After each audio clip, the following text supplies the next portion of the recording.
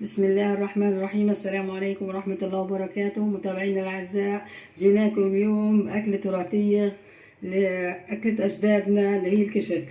مكوناتها اللي هي عبارة عن رز مصري غسلناه، زيت للتقلاية، بصلة، ثوم، جرادة ناشفة، شطة، حمص مسلوق. الكشك هذا جبناه قراص، دقيناه وحطيناه بصحن، وقعناه بمي سخنة، بيتناه من امبارح في الليل عشان نستخدمه اليوم. خلينا نشوف مع بعض، نتابع طبيخ الكشك. أول شي بنحط مية بالطنجرة، نولع عليها الغاز،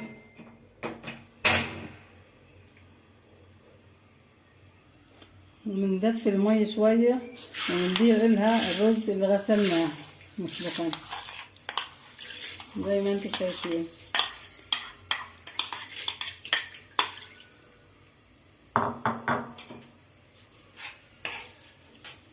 خليه لغاية ما يغلي. هذا عندنا الرز يغلي.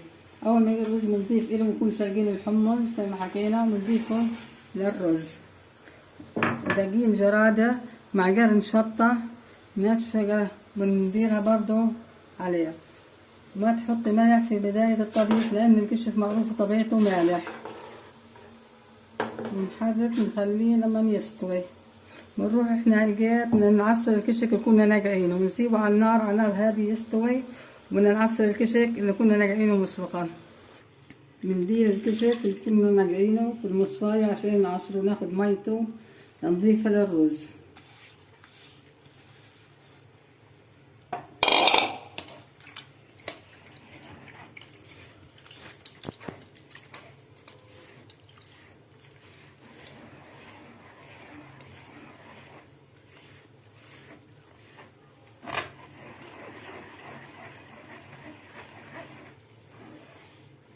شوية مي.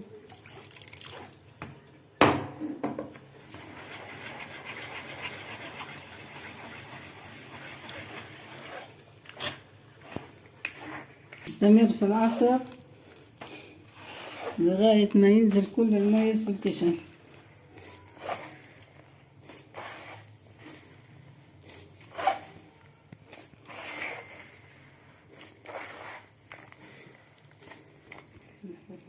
مية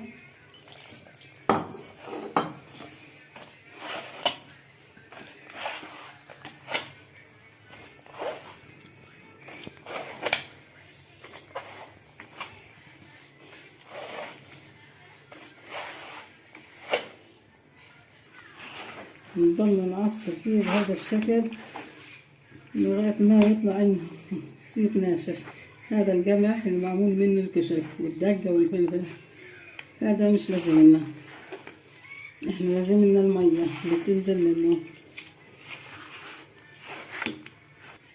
بهيك نكون احنا خلصنا تعصير الكشك هذا بهذه الصورة. هذا اللي بدنا اياه، المية طلعت لنا من تعصير الكشك. بنرجع نروح للرز نشوف ايش صار فيه. استوى بهيك الرز استوى. بنضيف له هيك المية الكشك اللي عصرناها.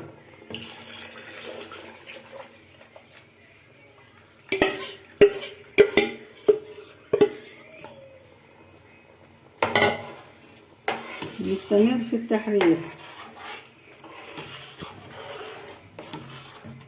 هذا هو طبيخ الكشك. اليوم بطلوا يطبخوه الناس بالطريقة هذه، صاروا يضيفوا له صدر الدجاج واللحمة يطبخوه على مرقة. نستمر في تحريكه.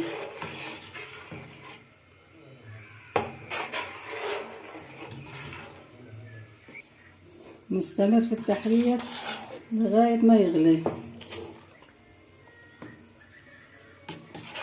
إن شفتيه جامد هيك شوية بتضيفيله شوية مية.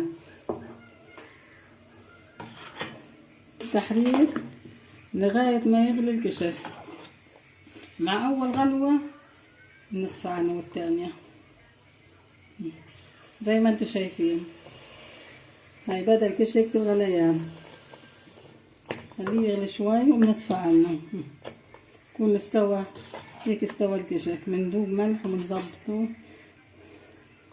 احنا مرضاش نضيف ملح في البداية زي ما حكينا عشان الكشك يكون مالح، وبهيك بكون سوا الكشك المطفى عنه. هلقيت بدنا نقليه بزيت زيتون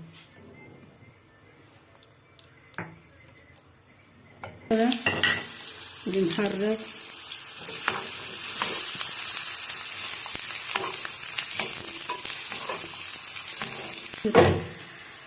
هنجيب بدأت البصلة تتحمر بنضيف إلها الثوم اللي دبيناه.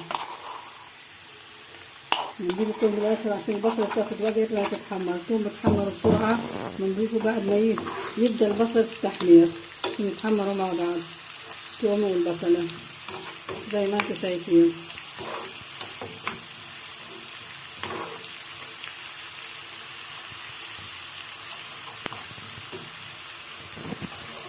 هيك بتكون التقلاية جهزت وتحمرت الثوم مع البصل. نسكبهم على طبيخ الكشك.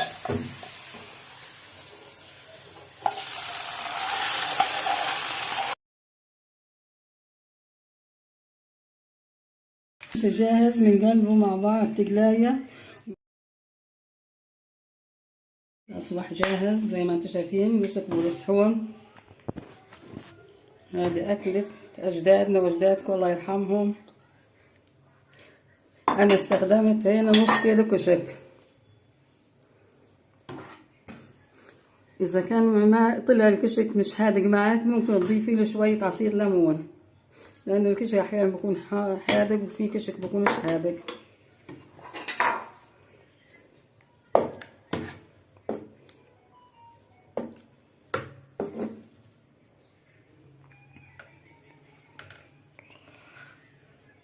هيك أصبح الكشك جاهز للأكل. صحة وعافية. متابعين الأعزاء ما تنسوني من الاشتراك في قناتي.